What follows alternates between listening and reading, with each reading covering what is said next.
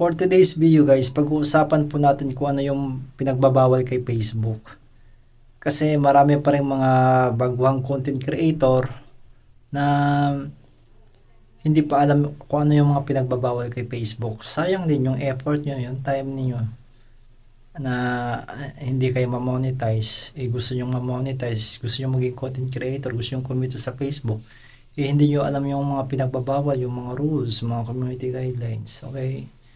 So guys, ang isa sa mga pinagbabawal kay Facebook, yung picture niyo ina-upload niyo. Nilalagyan lang ng music, yun reels na. Bawal po yun guys ha. Hindi po kayo mamonetize doon. Okay? Well, kung ordinary user ka lang ng Facebook, pwede mong gawin yun, walang problema. Yun guys, yung video galing sa TikTok. Kasi ibang platform yun. Ina-download yun, tapos ina-upload nyo sa Facebook ninyo. Bawal yun guys ha. Kasi masasama yung logo ni TikTok eh. Yung tinatawag doon na watermarks, bawal yun. Matitrace up kaagad yun ni Facebook ni Meta. Hindi po kayo mamonetize doon guys. Okay? Well, kung ordinary user ka lang ni Facebook, pwede mong gawin yun, walang problema. Pero kung gusto mo mamonetize, huwag nyo gawin yun guys. Yung mga picture na may mga logo ng cellphone, bawal yun guys ha. May mga ganon eh. Nasa settings yun ng cellphone nyo guys. Ayusin nyo yung settings ng cellphone nyo. Tapos yung nag-upload tayo ng video na may mga products na nasali. Mga logo ng mga products. Bawal yun guys. Okay. Bawal tayo mag-upload ng mga karahasan. Mga violente. Bawal din tayo mag-upload ng mga bata nakahubad. Mapagkamalang ka ni Facebook dyan na nagpapakalat na mga sensitibong mga bagay, mga larawan gamit ang mga minor de edad. Mahigpit si Facebook dyan guys. Napakahigpit ni Facebook dyan. Hindi ka talaga mamamonetize dyan. Kung monetize ka na, madidemonetize ka talaga guys. Okay. Tapos bawal kayo mag-upload. Ina-upload nyo sa Facebook profile nyo, tapos ina-upload ulit sa Facebook page nyo, bawal yun guys. Okay? Magkakaroon kayo ng unoriginal content kahit sarili nyo pa yung video, kahit gawa nyo pa yan. Magkakaroon kayo ng unoriginal content. Okay? Tsaka iwasan natin guys yung paggamit ng music. Kung hindi pa kayo monetize, wag muna kayong gumamit ng music. Okay?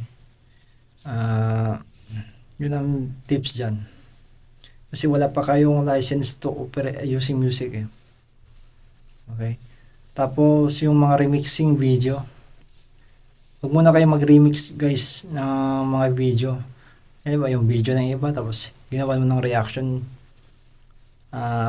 Mas maganda wag muna kasi what if kung may mag-claim ng video na yan, ay akin ang video na yan. Hindi magkakaroon pa kayo ng unoriginal content. Hindi kaya yung violation na ganon. Mas maganda safe. Yung mga sinasabi kong pinagbabawal guys, baka nagawa nyo yan, reviewin nyo yung mga ina-upload niyo. Kung meron doon na nagawa niyo, i-delete nyo kagad. Kasi ako, ang dami kong dinidelete sa mga pinopost ko ng video na may mga music, dinidelete ko lahat yon. Marami. Gusto ko malinis ang bahay ko, gusto ko ma-monetize eh. Gusto ko rin kumita sa Facebook, matikpan man lang yung kumikita dyan. Kahit 20 miles o na nga siguro guys, masaya siguro ako. Okay. So, dapat tayong sumunod sa rules ni Facebook, community guidelines ni Facebook. Okay guys, sana yun lang muna guys ma-share ko. Sana may natutunan po kayo sa video ito. Ay, wait lang pala.